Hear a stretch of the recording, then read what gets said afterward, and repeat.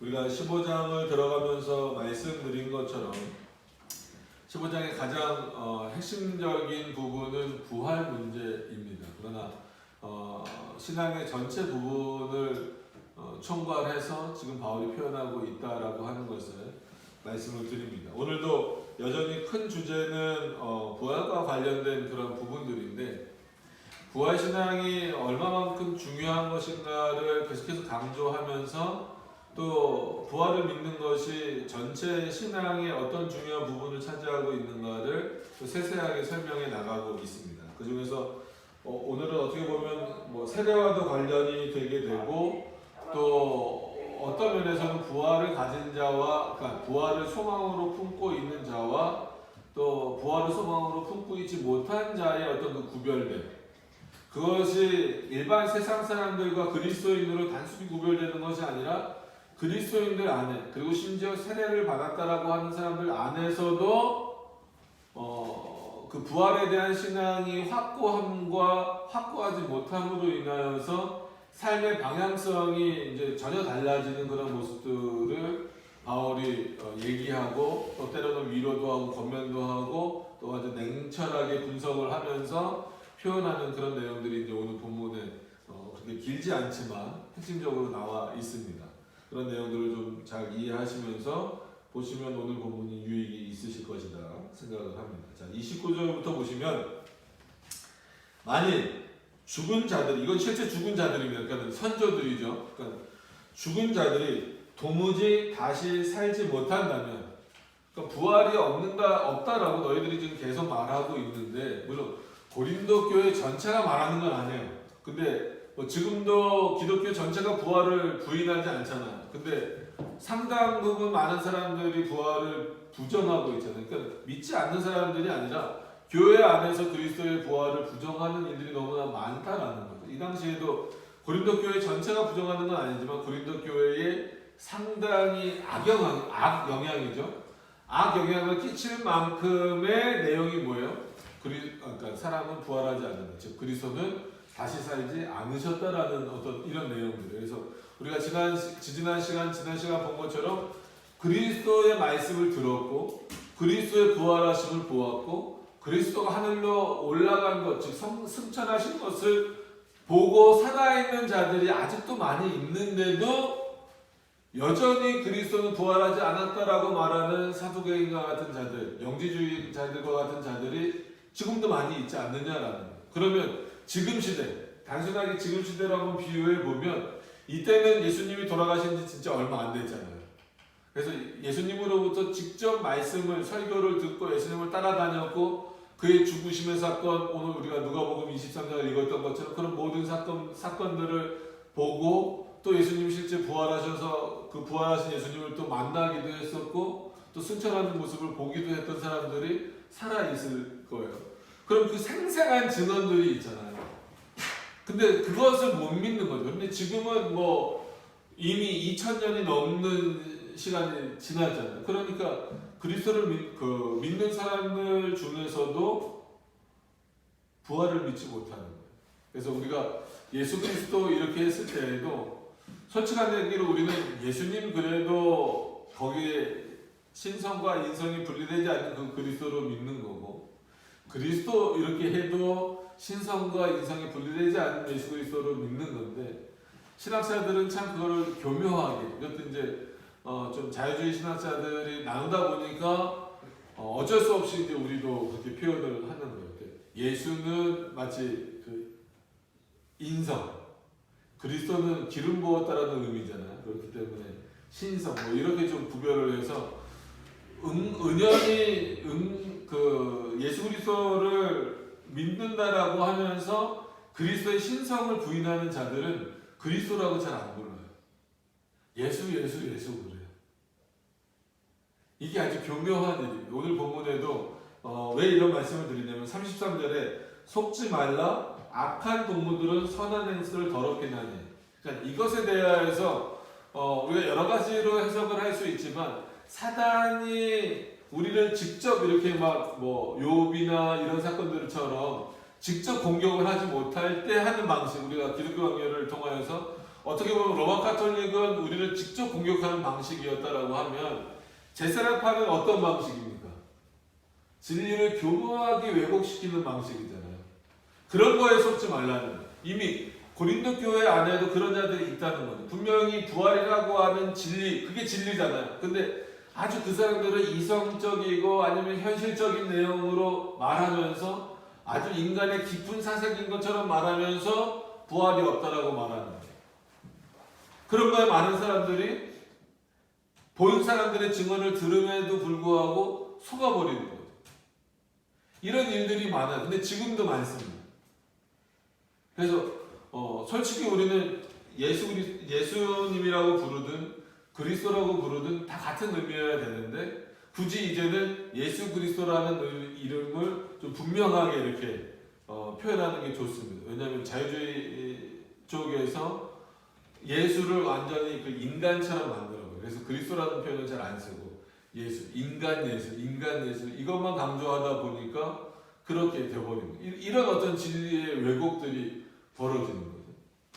그러니까 이런 부분들을 우리가 잘 살펴본다면 어느 시대나 참 진리를 왜곡하려고 하는 자들이 많구나. 그래서 결국은 예수님이 진리가 너희를 자유케 하리라라고 했을 때 그 진리라고 하는 것은 왜곡된 진리가 아니라 하나님이 말씀하신 것, 그리스도의 말씀을 그대로 붙잡고 있는 거예요. 거기다가 뭐를 가감하는 그런 내용이 아니라. 그래서 어떤 의미에서는 성경의 해석이 조금 더 중요해질 수밖에 없어요.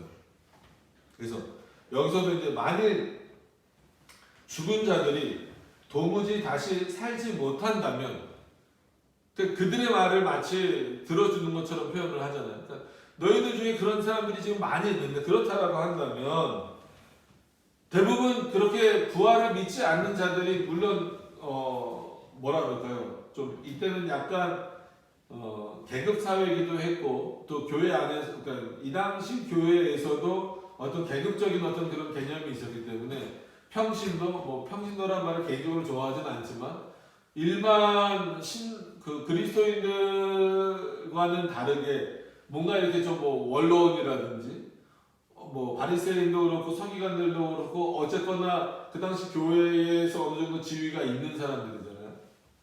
그러니까 교회에 무슨 일들을 행할 수 있는 그런 사람들이에요.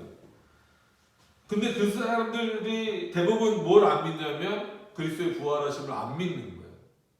그러니까 그리스도의 부활을 안 믿으니까 우리도 부활할 것이다라고 하는 것을 못 믿는 거죠. 그래서 그때 죽은 자들을 위하여 세례받는 자들이 무엇을 하겠느냐? 죽은 자들을 위하여 세례받은 자들이라는 게 뭐겠어요? 죽은 자들을 위하여 세례받은 자들이라고 하는 것은 진짜 죽은 사람을 위하여 세례받았다 이렇게 문장 구조가 그렇게 되어 있으니까 심지어 크리소스톰이라고 하는 그 교부도 그렇게 해석을 하고 있어요. 만약에 실제로 죽은 자들을 위하여 세례를 주는 일이 이 당시에 있었으면은 바울이 그거에 대해서 엄청나게 비판을 많이 했었을 겁니다. 근데 그런 내용은 없기 때문에 이 본문은 그렇게 해석되기보다는 물론 이제 천주교는 죽은 자들을 위하여 아니면 진짜 죽기 직전에 있는 사람들을 위하여 세례를 주는 일에 대해서 칼빈이 굉장히 비판을 많이 합니다. 그래서 잘못된 세례 중에 우리가 나중에 그 기독교 강요 시간에 보겠지만 세상에서 그러니까 인간의 악함이 어느 정도냐면 왠지 세례를 받으면 내가 마음대로 못할 것 같은 거예요. 내가 즐겁고 기뻐하는 일을 마음대로 못할 것 같은 거예요. 그러니까 나 나중에 세례 받겠다. 죽기 직전에 세례 받겠다. 그래서 한마디로 세례를 유보하는 거예요. 그리고 진짜 자기 마음대로 살다가 나 이제 죽을 것 같으니까 세례 주세요. 이것도 아주 세례를 그냥 무시하는 것과 똑같은 거죠. 근데 만약에 그런 일이 고린도 교회에 있었다면은 바울이 아마 그 부분을 열렬히 내쳐주고 그거에 대해서 엄청나게 비판을 했을 텐데 그 정도까지는 아니어요. 아마 그런 의미가 전혀 없진 않았을 텐데 그거보다도 더 중요한 것은 위에 있는 문장과 더불어서 부활을 믿지 못하는 자들에게 받는 세례가 너에게 무슨 의미가 있느냐. 더 나아가서 그러면 너희가 세례를 받고 난 이후에 부활에 대한 소망이 없다라고 한다면 그것 또한 무슨 의미가 있겠냐는 거예요. 왜냐하면 세례가 주는 유익이 뭐라고 생각하십니까? 우리는 이제 보이는 교회, 그러니까 이 공교회라고 하는 이런 차원에서 세례의 의미를 너무 좁히셔도 안 돼요. 물론 그런 의미가 있습니다. 그러니까 교회의 회원이 되는 자격, 그래서 뭐 성찬에 참여하는 자격, 뭐 그리스도인으로서 의무를 해야 되는 그런 자격들, 이런 어떤 보여지는 것들도 있지만 세례는 궁극적으로는 뭐예요? 그리스도가 우리를 인치시는 거예요. 하나님이 나를 자신의 백성으로 삼아주시는 거예요. 그렇기 때문에 세례가 곧 구원이다라고 말할 수는 없지만 구원받은 자들에게 있어서 이 세례는 엄청나게 큰 의미다라고 하는 거예요.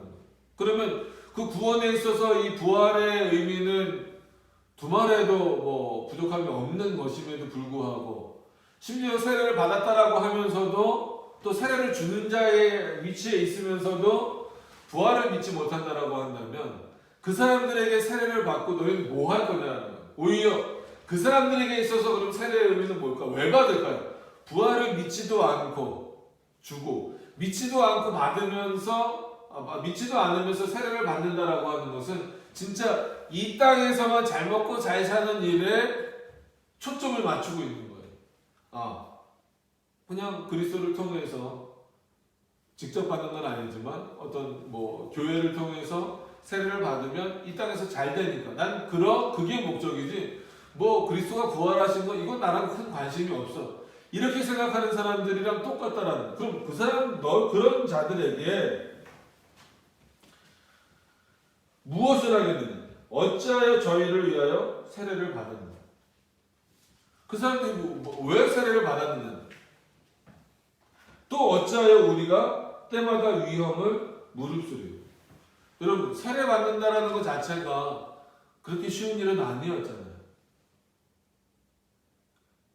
지금은 너무 세례를 막 줘서 문제지만 예전에는 이 세례라고 하는 것 자체가 결국은 어떤 의미에서 그리스도인이 된다라고 하는 건데 그리스도인으로서 또 핍박도 많이 있었단 말이에요. 그런 부분에서 너희가 이런 어떤 그 고통을 알고 있음에도 불구하고 세례를 받았다. 근데 부활을 믿지 않는다? 도대체 그럼 그 이유와 목적이 뭐냐는 거예요. 한번 생각해 보세요. 오늘 본문을 보시면서 자, 부활을 믿지 않아요. 부활을 믿지 않는다라고 하는 것은 어떻게 보면 내세에 대한 소망이 없는 겁니다. 그리스도인들에게 있어서 내세에 대한 소망이 없으면 기독교라고 하는 종교는 타 종교만도 못해져요. 바울이 부활을 믿지 못하는 자를 스스로를 부끄럽게 여기라고 말했잖아요. 최소한 불교도 부활의 개념은 아니지만 뭐가 있어요? 윤회 세상이라 그래서 잘 살아야 다음 세상에 뭐 사람으로 또 태어난다. 그래서 내세 개념이 있단 말이에요.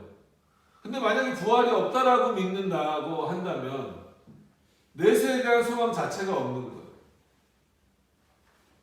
그럼 이거는 타종교에 비해서 완전히 못한, 타종교보다는 못한 것임에도 불구하고 더 나아가서는 현세에다가만 집중시키는 종교가 되어버리는 거예요. 지금 현재 기독교가 자꾸 그렇게 가죠. 세례라고 하는 거는 그냥 교회 다니면 의뢰 받는 것 정도. 그렇게 생각하면서 그 세례를 통하여서 우리가 어떤 삶을 살아가야 되는지. 여러분,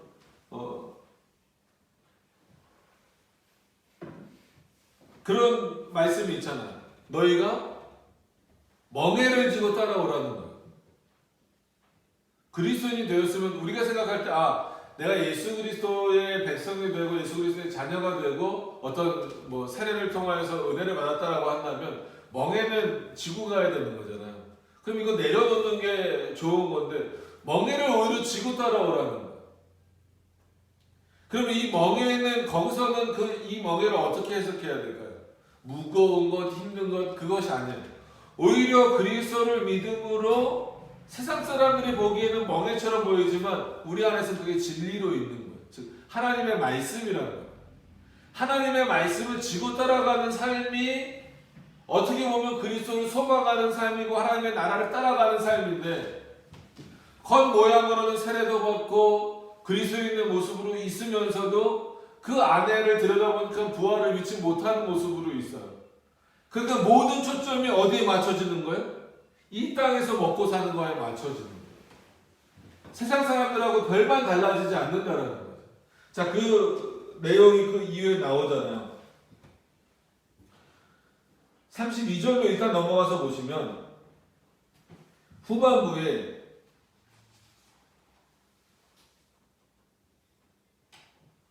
32절을 일단 읽을게요. 내가 범인처럼 에베소에서 맨수로 더불어 싸웠으면 내가 무슨 유익이 있느냐? 죽은 자가 다시 살지 못하면 그죠? 여기서도 부활에 대한 얘기가 나오네요. 이따가 다시 한 번 더 말씀을 드릴게요. 부활에 대한 소망이 없다면 내 죽을 터이니 먹고 마시자 하리라. 이게 현세주의라는 거예요. 부활이 없다면 맨수랑 싸워서 이길 이유가 뭐냐는 거예요. 그냥 오늘 먹고 마시면 되지. 내일 죽는다라는 극단적인 표현을 썼다 할지라도 내세에 대한 소망이 없으면 내일 죽을 거면 오늘 더 많이 먹어야죠. 더 많이 마셔야죠. 더 많이 누려야죠. 뭐를? 세상 것을. 내가 좋아하는 것을. 부활이 없는 자들의 특징이라는, 부활을 믿지 못하는 자들의 특징이라는, 부활을 믿는다라고 말하지만 실제로 그 안에 믿음이 없는 자들의 특징이라는, 현대 그리스도인들의 모습 가운데 이런 모습이 얼마나 많냐는 거예요. 고린도 교인들에게도 많기 때문에 이제 그 34절에 가서 너희를 부끄럽게 하겠다라는 표현도 쓰는 거예요. 여러분, 우리나라에도 세례 받은 사람들 얼마나 많아요. 지난 시간에 얘기한 것처럼 뭐 세례 3번, 4번 받은 사람들도 있어요. 근데 삶의 내용들을 보세요. 진짜 오늘 먹고 죽자 이거예요. 오늘 잘 먹고 잘 사는 게 지금 중요한 거지. 내가 하나님의 나라에 가는 것, 여기에 대한 소망이 없어요. 여러분, 그리스도인들은 이 땅의 소망을 물론 두고 살아야 되겠죠. 왜냐하면 살아가는 나를 하나님 허락해 주셨으니까. 이 땅을 완전히 멸시하라 이런 차원은 아닙니다. 그러나 궁극적으로 우리의 소망은 어디에 있다라는 거예요? 하나님의 나라에 있고 하나님의 나라에 있는 자답게 이 땅에서도 무엇을 소망하면서 하나님의 영광을 소망하면서 이 땅에서 하나님이 주시는 것에 만족하는, 그래서 우리가 일용할 양식에 대해서 늘 말씀드렸잖아요. 그 일용할 양식을 어떻게 해석해야 돼요? 데일리에 데일리. 날마다 공급해 주시는 은혜. 그러면 예수 그리스도께서 왜 날마다 우리에게 은혜를 공급해 주시겠어요? 영원한 하나님의 나라에 소망을 품고 사는 자이기 때문에 그럽니다. 근데 영원한 나라에 대한 소망은 없으면서 그로부터 날마다 주어지는 은혜만 받고자 한다면 그거는 엄청난 진리에 대한 왜곡이고 결국은 누구를 향하는 인간의 본성적인 모습이요? 내 자신을 향하는 인간의 본성적인 모습.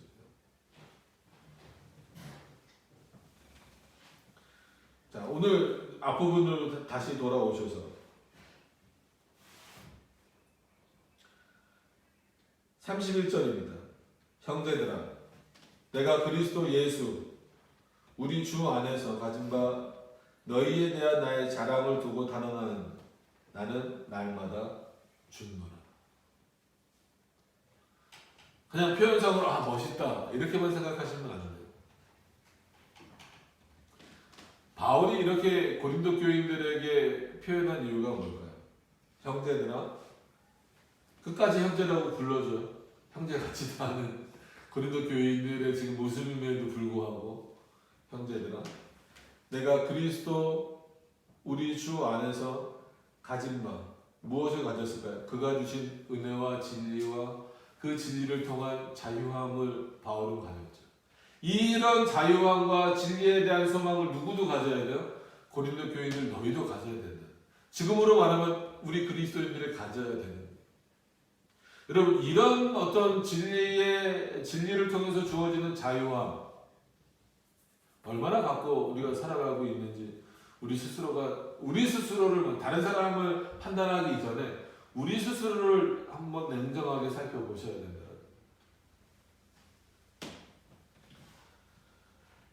그래서 갖긴 가졌어요. 근데 그게 내 안에서 나오는 것이 아니라 하나님이 나에게 주신 거예요. 그리스도, 우리의 주 되신 그리스도가 나에게 주신 거란 말이에요.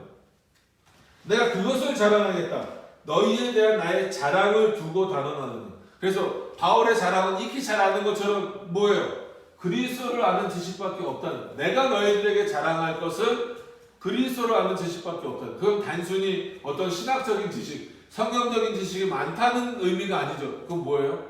내가 그리스도를 위해서 살고 내가 그리스도를 위해서 죽을 수 있을 만큼의 믿음이 이제는 나에게 있고 나의 모든 전 인격을 통하여서 하나님 앞에 드릴 수 있는 자가 되었다는 거예요. 그렇기 때문에 나는 이제 세상 것이 아닌 그리스도로부터 오는 것, 즉 하나님으로부터 오는 그의 말씀만을 증거하고 자랑하는 자가 되겠다는 거예요. 철학적이고 사변적이고 세상적이고 이런 어떤 내용들로서 내가 너희들에게 말하지 않고 오직 그리스도에 대해서만. 그래서 오직 그리스도라고 했을 때는 우리는 늘 삼일체 하나님하고 분리되지 않는 거죠. 그 그리스도가 누구이신지 안다면 하나님이, 즉 삼일체 하나님이 누구이신지 더 분명히 알 수밖에 없기 때문에 그렇습니다. 근데 이런 자랑을 이미 알고 있는 고린도 교인들에게 향하여서 내가 그렇기 때문에 내가 그리스도를 아는 지식만이 내 자랑이라고 여기고 있고 내가 늘 그것을 강조하고 있는데 내 삶을 보라는 거예요. 나는 그렇기 때문에 단언하는데 확언하는데 나는 날마다 죽어요. 실제 바울이 뭐 저녁에 죽었다가 아침에 깨어나는 그런 방식은 아니잖아요.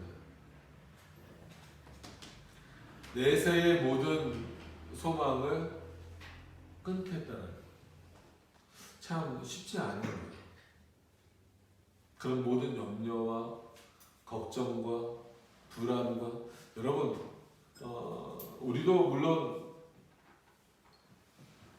이런 뭐 코로나 시대 아니면 꼭 코로나가 아니어도 여기도 벌써 뭐 6.25를 경험하신 분들도 있고 여러 가지 어떤 뭐 개인적이고 또 뭐 국가적이고 세계적이고 여러 가지 많은 어려움들을 겪을 때도 많이 있잖아요. 물론 좋은 일들을 겪을 때도 많지만 그런 일들을 겪으면서 참 험악한 세월을 살았다 이렇게 표현할 수도 있지만 바울을 한번 생각해 보세요. 어떤 사람들이 보기에는 바울은 이렇게 곧 좀 도망자로 살고 물론 이제 우리 입장에서 보면 말씀을 전하는 자로 있고 또 그것 때문에 이제 뭐 고초도 당하고 뭐 옥에도 갇히고 이런 일도 있지만 또 이제 믿지 않는 사람들 입장에서 보면은 도대체 그리스도가 뭔데 그 믿음이라는 게 뭔데 저 좋은 위치에서 저 많은 그 권력과 부를 누릴 수 있는 그런 모든 것을 다 버리고 저렇게 참 힘들고 어렵게 스스로 고생을 자초하는가라고 볼 수도 있잖아요. 그 정도로 바울은 어떻게 보면 그리스도를 알고 난 이후에 그리스도를 믿고 난 이후에 그의 삶이 그렇게 변화되었잖아요. 근데 그것에 대해서 전혀 어떤 두려움도 없어요. 바울이 죽음 앞에 지금 두려움이 있습니까? 없어요. 어떤 질병 앞에 두려움이 있습니까? 없습니다. 먹고 마시는 문제에 있어서 두려움이 있습니까? 없어요. 왜냐하면 바울도 불확실해. 내가 언제 죽을지도 몰라요. 언제 잡혀갈지도 몰라요. 언제 돈이 떨어질지도 몰라요. 바울이 뭐 돈을 버는 일을 하는 겁니까? 아니잖아요. 그러니까 빌립보 교인들에게도 그렇게 말하잖아요.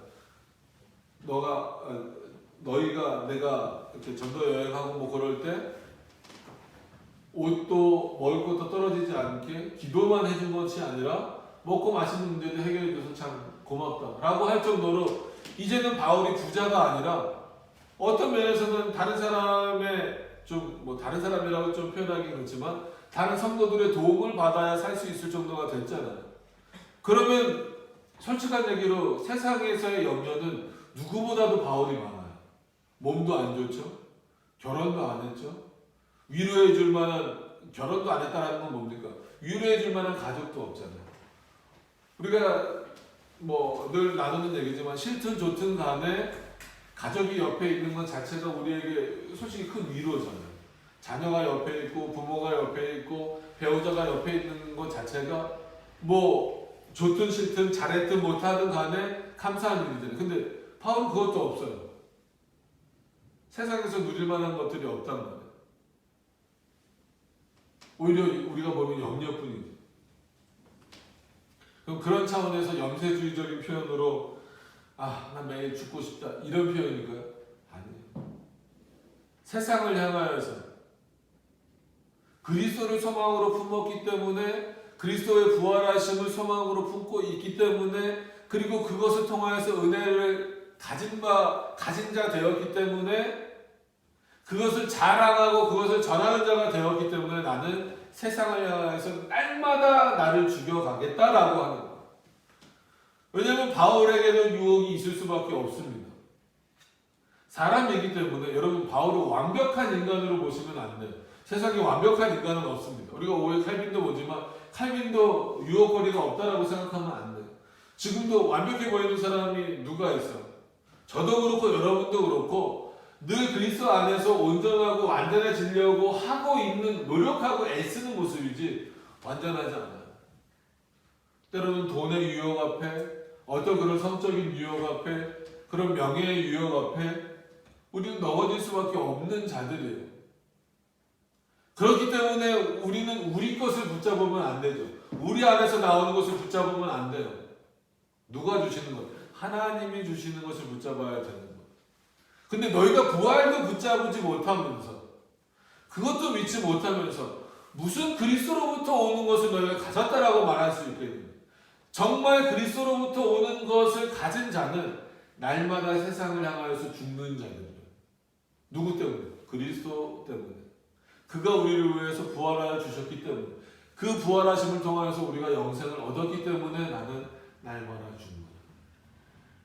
여러분 이 고백이 우리의 고백이어야 됩니다. 근데 그렇게 쉬운 고백은 아니죠.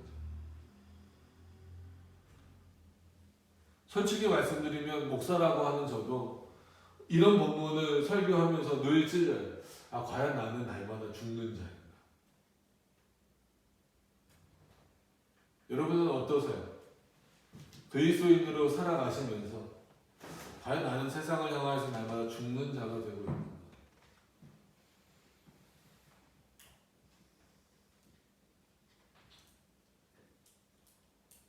그리스도는 실제로 우리를 위해서 죽으셨잖아요. 그리고 다시 사셨잖아요. 그것을 소망으로 품고 있는 우리가 염려와 걱정과 물론 그렇다라고 해서 뭐 세상의 걱정과 염려가 무조건 없어야 된다 이런 건 아니지만 그것에 짓눌려서 우리의 신앙이 더 성장하지 못하고 하나님께로 가는 길이 막혀버려요. 오늘 우리가 오전에 그 출애굽기 읽은 것처럼 보세요. 이스라엘 백성들이 물이 없으면 그냥 이스라엘 백성들 사정도 이해는 됩니다. 어떤 면에서 이해가 돼요. 저도 이렇게 설교하다 보면 물을 마시는데 순간적으로 입이 마르고 그러니까 마시는 거잖아요. 이 정도 물이 모질라진 않았을 거란 말이에요. 솔직한 얘기예요. 그럼 그때 상황을 보면은 뭐 이제 광야길을 가고 그러다 보면 물 없으면 못 살잖아요. 얼마나 힘들겠어요. 낮에 막 그 뜨거운 햇빛에 아무리 구름 기둥을 하나님 인도하신다고 하더라도 뜨거운 햇빛에 막 그 먼지 나는 거에 막 그거 짐 메고 뭐 메고 막 이동하고 하는데 얼마나 지치고 힘들겠어요. 그럼 그렇다라고 그 사정이 이해가 된다라고 해서 하나님께 기도하는 것이 아니라 모세를 원망합니까? 우리 그런 경우가 많잖아요. 그러면 이스라엘 백성들이 하나님을 안 믿는다라고 말할 수 있어요? 아니에요. 하나님을 믿는데 믿는 방식이 잘못됐다라는 거예요. 그렇게 되면 모세에게 어떻게 해야 돼요? 간절히 요청해야죠. 우리 너무 힘듭니다. 지금 물이 없어서 힘듭니다. 하나님께 기도해 주세요. 하나님께 요청해 주세요. 근데 모세는 뭐라고요? 나와 지금 다투고 있다라는 거예요. 왜 우리를 여기까지 이끌어내서 여기서 물이 없어서 죽게 만드냐 또 그거죠. 근데 그것은 모세와의 다툼이 아니라 누구를 원망하는 거예요? 하나님과 다툼이라는 거예요. 여호와과 다퉜다.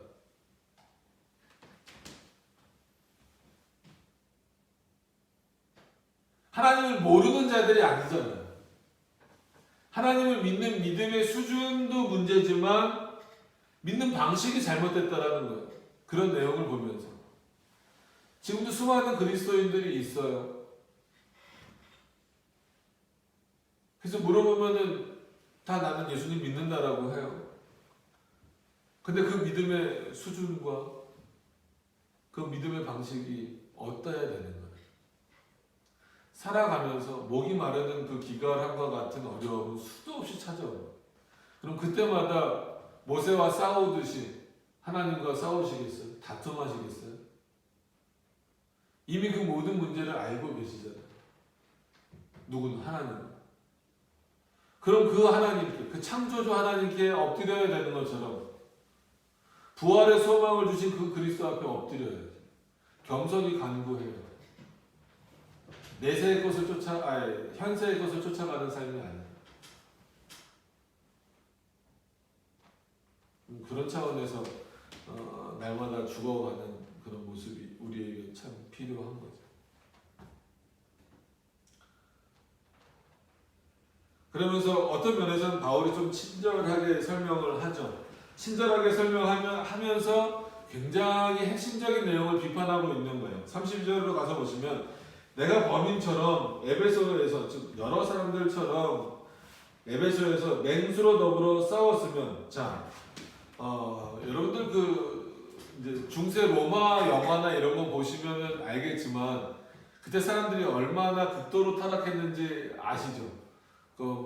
특히 그 대상이 이제 죄인도 그렇지만 형벌을 받아야 되는 죄인도 그렇지만 이제 포로로 잡힌 사람들이나 유대인들이 많았어요. 유대인들 중에서도 특히나 그리스도를 믿는 사람들이 많았죠.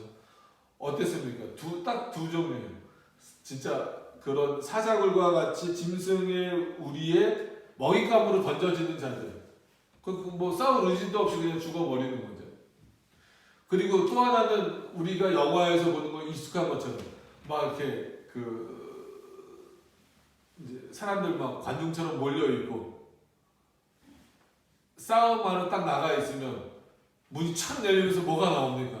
사자도 나오고 나오잖아요. 나와서 싸우는 거예요. 만약에 싸우면 거의 다 죽지만 만약에 싸워서 이겼어요. 이기면 너 이겼으니 살려줄게 그럽니까? 그러지 않죠. 또 싸워야 되죠. 바울이 지금 자기를 거기에다 비교하고 있는 거예요. 내가 범인처럼 에베소에서 맹수로 더불어 싸웠으면 내게 무슨 유익이 있느냐. 여러분 바울이 하는 일 자체가 어떻게 보면 맹수와 싸우는 일과 똑같은 거예요. 그리스도인으로 사는 것은요, 이 세상에서 맹수와 같이 우리들에게 달려드는, 그래서 늘 그렇게 표현하잖아요. 우는 사자와 같이 믿는 자들을 뺏어가려고 하는 게 사단의 목적이잖아요. 그런 세상과 싸우는 이유가 뭐예요? 왜 그리스도인들이 그리고 이 땅에 사는 그리스도인들이 모여있는 교회를 향하여서, 보이는 교회를 향하여서 전투하는 교회라고 표현을 할 거예요. 맹수처럼 달려드는 세상을 향하여서 싸우는 거예요. 근데 그 싸움이 우리에게 무슨 유익이 있는가? 왜 유익이 있습니까? 왜 우리가 세상을 향하여서 싸우는 데 있어서 유익이 있습니까? 하나님의 나라가 우리 것이기 때문에, 우리가 가야 될 나라가 어디기 때문에, 하나님의 나라이기 때문에 이 세상에서 맹수와 싸우듯이 싸우는 그 싸움이 의미가 있는 거예요. 그래서 싸워야 되는 거고. 근데 아무리 바울이라 할지라도 맹수랑 싸워서 내가 이겼은들, 보세요. 죽은 자가 다시 살지 못할 것이면 이 싸움이 무슨 유익이 있겠냐는 거예요. 어떤 의미에서는 지금 바울의 상황은요, 누가 보더라도 마치 맹수에게 던져진 자 같아요. 그죠? 전부 다 바울을 물고 뜯으려고 하잖아요. 골도 교인들이라고 잘 듣습니까? 그러니까 이방인들이나 이런 사람들은 바울을 잡아 죽이려고 하고 있고, 그러면은 그리스도인들이라고 하는 사람들, 그리고 교회에서는 거기서만큼은 바울의 말에 좀 충실히 바울의 말에 귀를 기울여 줘야 되는데 그러지도 않잖아요. 솔직한 얘기는 인간적인 면을 뭐 솔직히 저는 잘 얘기하고 싶진 않지만 오늘은 좀 한번 말씀을 드리면 인간적인 면에서 볼 때 바울이 얼마나 외로웠겠어요. 세상에서는 나를 죽이려고. 여러분 사도행전 보세요. 바울을 죽이려고요. 몇 명이요? 3,000명이요.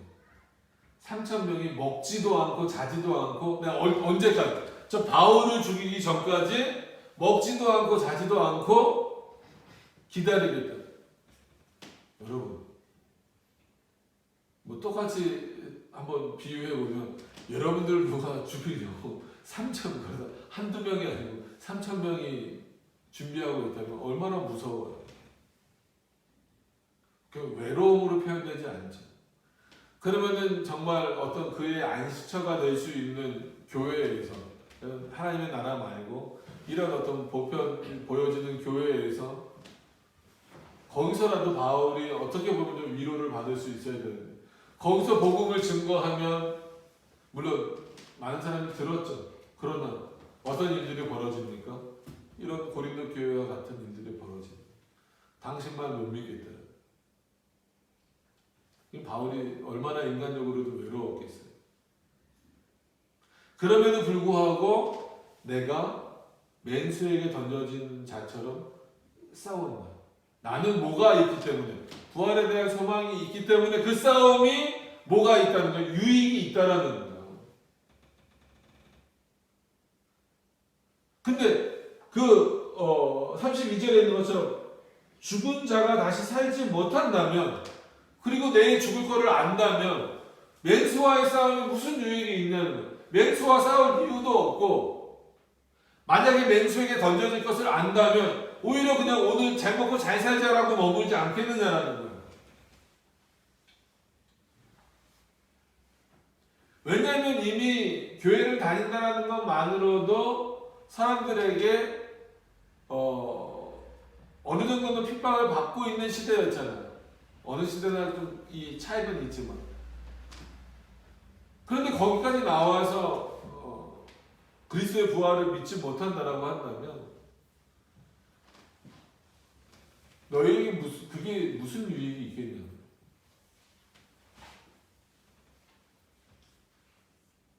그러니까 내일 죽을 터이니 먹고 마시자 하리라. 극명한 삶의 차이예요. 아마 물어보면 바울에게도 물어보면 나는 예수 그리스도를 믿습니다라고 할 거예요. 부활을 믿지도 않는 자들 중에서도 그들에게도 예수 그리스도를 믿습니까 하면 예수 그리스도를 믿습니다라고 할 거예요. 근데 그 믿음의 내용, 그 삶의 내용은 전혀 다르게 나옵니다. 한 명은 맹수와 싸울 준비가 되어 있어. 그것을 자기에게 유익이라고 생각하는 거예요. 그러나 다른 그 부활을 믿지 못하는 자들에게 있어서는 맹수와 싸울 의지도 없고 만약에 그렇게 된다면 그냥 오늘 먹고 마시는 일에 집중하겠다는. 여러분 그리스도인들이 걱정을 안 할 수는 없죠. 염려를 안 할 수는 없지만 먹고 마시는 문제에 빠지기 시작하면 한두 끝도 없어요. 더 좋은 걸 먹기 위해서 인간의 탐욕을 부릴 수밖에 없어요. 더 좋은 걸 마시기 위해서 불법을 사용할 수밖에 없어요.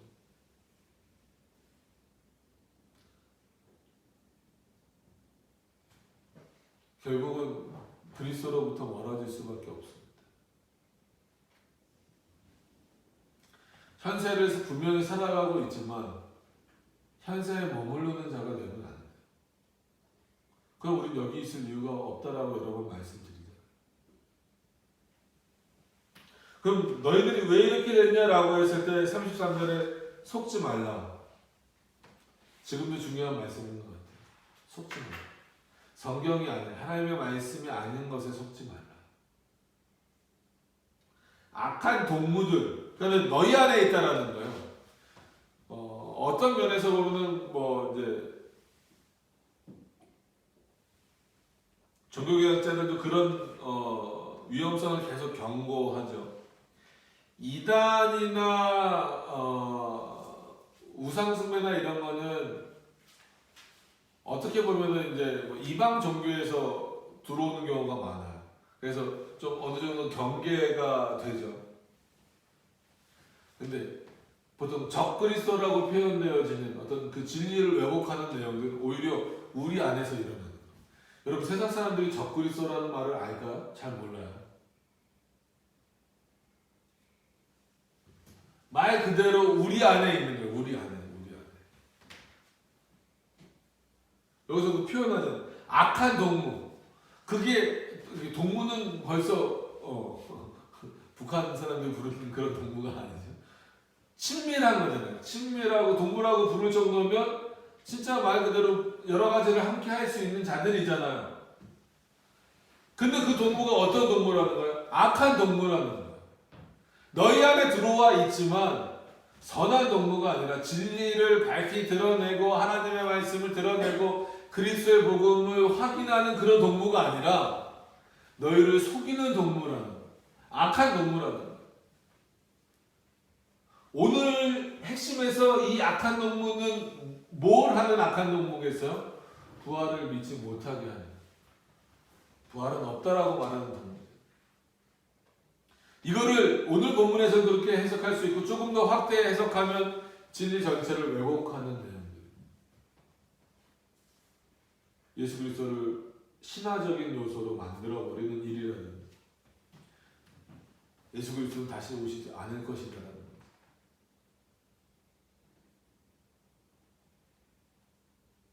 그럼 이런 악한 동무에게 속지 않기 위해서는 늘 말씀드리지만 우리가 분별력을 가져야 돼요. 바울처럼 그리스도를 아는 지식에 충만해야 돼요.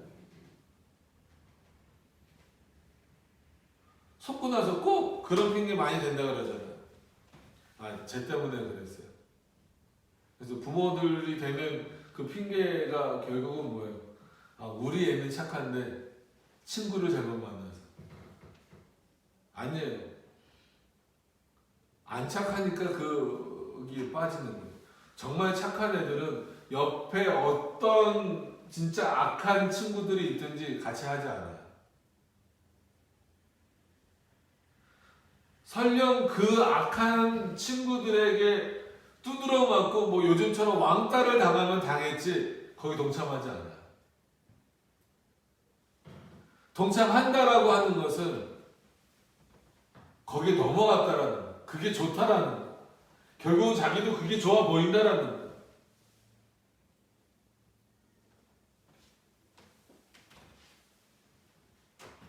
속지 말라. 악한 동무들은 선한 행세를 더럽히는 진리의 엄청난 왜곡이죠.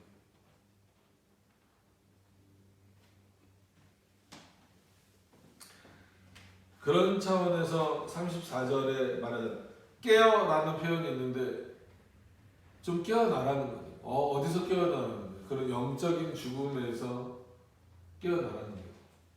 물론 영적인 죽음에서 우리 스스로가 깨어날 수는 없지만 어떤 의미에서는 뭐랄까 이 분별력이 없는 그런 어떤 차원에서 좀 깨어나라는 거예요.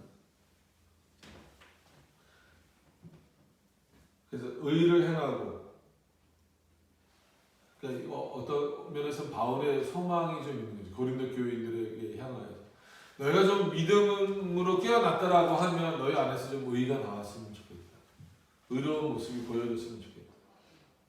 왜냐하면 깨어난다라는 것 자체가 눈을 뜬다라는 정도가 아니고 성령 하나님의 조명하심이 너희 안에 충만하다라고 한다면 성령 하나님의 은혜가 충만하고 조명하심이 충만하다고 한다면 당연히 그리스도의 의로 말이에요. 우리의 의가 아닙니다. 우리는 절대 의롭지 않아요.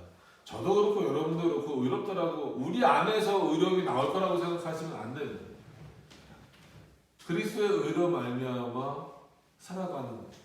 그렇기 때문에 너희가 이제는 그런 죄악으로부터 비진리로부터 즉 부활을 믿지 못하는 것으로부터 깨어났다라고 한다면 즉 거기서부터 돌아섰다라고 한다면 이제 너희 안에서는 의로운 모습이 나와야 된다.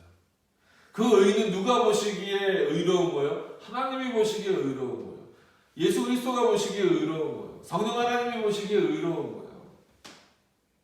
단순히 도덕적인 의가 아니다라고 말씀드렸잖아요. 도덕적인 의의는 당연히 있어야 되는 거죠. 여러분 착각하시면 안 됩니다. 하나님에게 의로운 일을 행한다라고 하는 것은요, 도덕적인 의의는 당연히 보여지는 거예요. 여러분 세상에서 악한 일 하면서 세상의 윤리를 지키지 않으면서 어떻게 하나님에게 선한 일을 할 수 있겠습니까? 그러니까 그리스도인들은 뭐 보통 일반 은총이라고 하는 그런 부분에 있어서도 충실한 삶을 사는 거예요. 거기서 어긋나면서 무슨 의롭게 행한다? 그거는 말이 안 되는 부분이에요. 의를 행하고 죄를 짓지 말라. 하나님의 말씀을 범하지 말라는 거죠. 그러니까 그러니까 오늘은 이제 계속해서 15장은 부활에 대한 내용이니까 부활을 부인하지 말라는 거겠죠. 하나님의 말씀을 믿지 않는 것, 믿지 못하는 것. 그러니까 나는 요 정도까지는 믿겠는데 요거 못 믿겠습니다. 이거 죄라 그랬잖아요. 그거는 하나를 믿지 못하면 전체를 믿지 못하는 것이다. 그러니까 십계명의 내용을 이제 이렇게 비유로 들면서 10가지 계명 중에서 한 계명이라도 믿지 못한다면, 한 계명이라도 부정한다면 그건 뭐예요? 나머지 계명도 전부 다 부정하는 것과 똑같다라는 거예요. 하나님 앞에서 죄를 짓는 것도 마찬가지예요. 특히나 부활이 부정된다면 그거는 아무리 입으로 난 부활 그리스도를 믿습니다라고 말해도 부활을 믿지 못하는, 그러니까 진리를 다 왜곡하고 마는 거예요. 그래서 그 서두에 어떤 그런 현대 신학자들의 문제를 말씀드린 것처럼 저도 MDB라고 이제 목회학 석사과정입니다. 목회학 석사과정에 들어갔었을 때 안양대 말고 그 전에 대신대학원도 1년 다녔었거든요. 군대 가기 전에.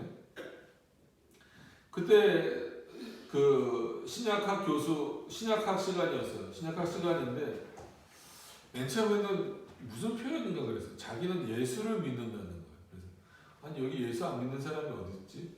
그냥 그러고 듣고 있는데 자기는 예수를 믿는다고 계속 그러면서 그리스도를 믿지 않는다는 거예요. 자기는 예수를 믿는다는 거예요. 그래서 뭔가 또 이상하구나.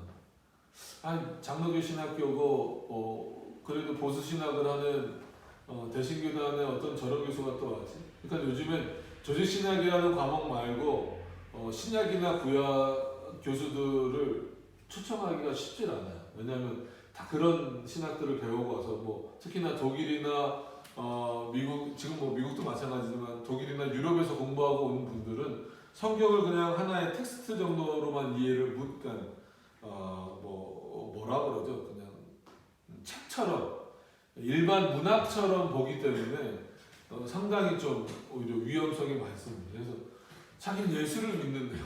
근데 그리스도는 안 믿는다. 그러면서 참 이 자유주의 신학이 이제는 신학계 안에도 깊이 파고 들어왔구나. 그럼 결국은 어떻게 보면은 오늘 이 33절의 말씀과 비슷하잖아요. 교수 얘기인데 안 들어요?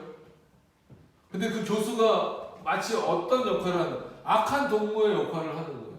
그래서 선한 일까지 잡아먹어버리는 결과가 되는 거예요. 제가 또 말씀드렸잖아요. THM 신학 석사 갔을 때에도 그 서울대 나오고 성신대 나오고 교수예요. 그 네덜란드의 지배를 받았던 어디죠? 남아프리카 공화국의 포체스트롬이라고 하는 아주 좋은 개혁주의 신학교가 있는데 거기 출신이에요. 그러니까 이 보여지는 스펙이라 그러죠. 보여지는 스펙으로만 보면은 아주 훌륭한 개혁신학자여야 되고 장로주의자여야 되고 보수신학을 해야 되는 교수인데 들어와갖고 창세기 그 1장 2절인가요? 그거 보면은 하나님의 신이 수면에 흑암 중에 수면에 운행하시느니라 라고 하잖아요. 그럼 그 하나님의 신은 보통 성령으로 해석을 하는데 그 하나님의 신이 UFO라고. 그럼 그 교수는 악한 교수예요. 악한 동무예요. 오늘 본문으로 말하면. 사단이 그렇게 지금 역사하고 있는 거예요. 사단이요, 나는 사단이다, 나는 이단이다라고 우리에게 달려오면 경계가 되잖아요. 저희도 지금 붙여놨잖아요. 신천지 들어오지 마세요라고 붙여놨잖아요. 근데 한마디로 정규신학교 나온 목사가 앞에 서서 복음을 다르게 전한다면 성도들은 뭐를 보게 되는 거예요? 저 사람 저 학교 나왔는데 그거 옳은 얘기인가? 이때로 말하면 저 사람 그래도 바리새인인데, 저 사람 그래도 언론에 있는 사람인데, 저 사람 그래도 사두개인인데, 그런 것에 속으면 안 된다는 거예요. 그래서 깨어있으라는 거예요. 그렇게 깨어있을 때, 즉 진리에 대해서 깨어있을 때 의를 행하고 죄를 짓지 말라. 제발 그래야 된다는 거예요. 하나님을 알지 못하는 자가 있기로. 여기서 알지 못한다는 건 뭐예요? 올바로 알지 못한다는 거예요.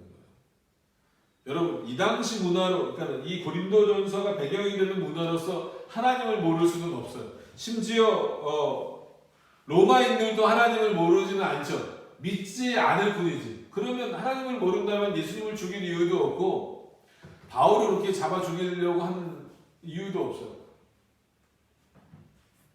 하나님을 알지만 제대로 알지 못하는 거예요.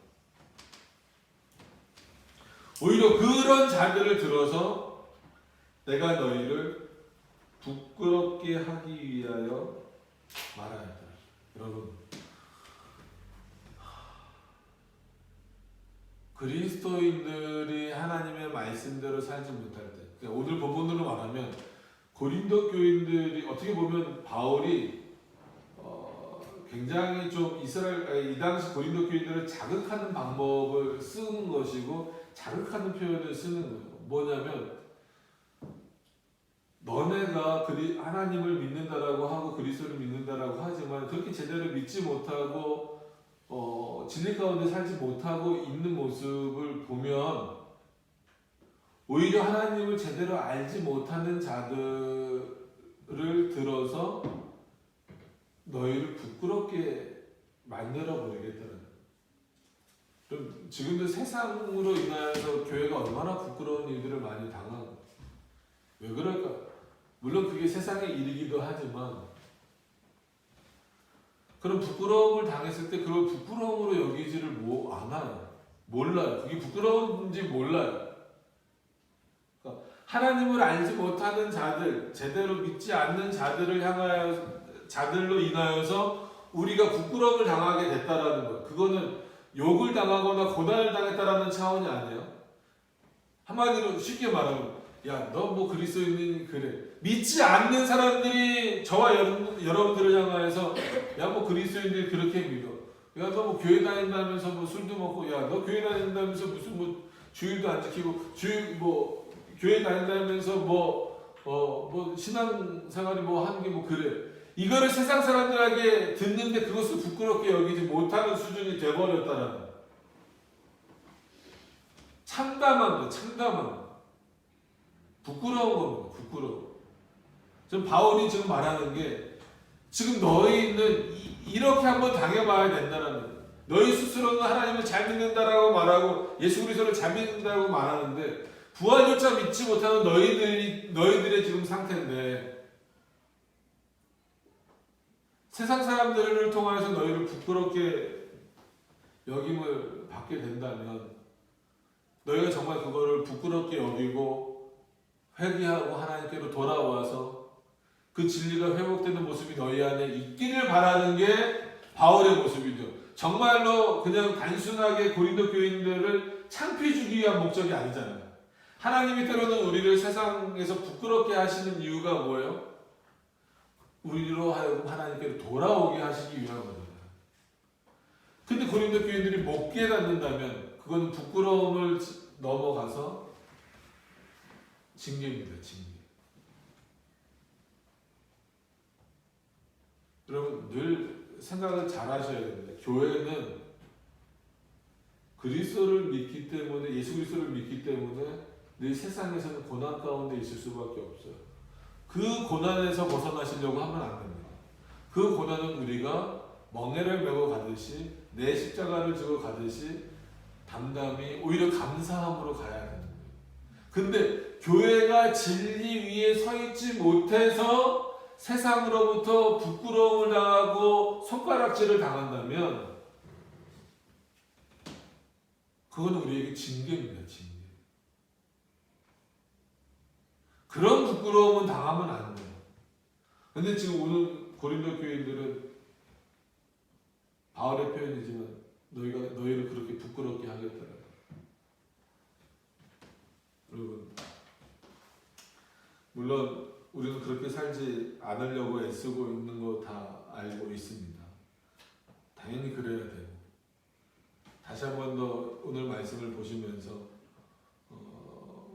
부활의 중요성을 다시 한 번 더 물론 생각하셔야 되지만 전체 그 진리의 의미를 깊이 생각하셔서 우리가 어떻게 하나님의 말씀대로 살아야 하는가, 왜 진리가 우리에게 중요한가, 그 진리가 없으면 결국은 우리도 먹고 마시는 거에 그냥 집중할 수밖에 없고 날마다 죽는 그 의미를 깨닫지 못한다라고 합니다. 깨어 의를 행하고 죄를 짓지 말라는 그 의미를 잘 모른다는 거예요. 그럼 결국은 우리는 믿지 않는 자들을 통해서 부끄러움을 당할 수밖에 없다는 거예요. 여러분, 최소한 그런 부끄러움은 당하지 않아야 돼요. 어떤 면에서 한국교회가 자꾸 그 부끄러움에 노출되고 있다는 면에서 안타까움이 있어요. 여러분, 그리스도의 고난에 동참하는 것과 세상에서 부끄러움을 당하는 것은 전혀 다른 거예요. 여러분, 분명히 우리는 그리스도의 고난에 동참해야 됩니다. 그 고난을 즐겁게, 즐겁다라는 것보다도 기쁨으로, 감사함으로 받으시길 바랍니다. 그러나 부끄러움 가운데 들어가지 않게 되기를 바라는 마음, 그렇게 되어져야 된다라고 하는 것을 다시 한 번 더 우리가 기억했으면 좋겠다라고 합니다. 그러기 위해서는 진리 위에 올바로 서고 진리 안에서 그 분별력을 얻고 진리 안에서 우리가 그리스도가 주시는 양심의 자유, 그냥 인간의 양심의 자유가 아닌 그리스도가 주시는 중생받은 자로서의 양심의 자유를 누릴 수 있는 그런 자로 살아나가실 수 있는, 날마다 죽는다라는 그 의미, 여전히 하나님의 나라를 소망으로 품는 그 바울의 고백이 우리의 고백이 되어질 수 있는 그런 삶의 모습들이 되시기를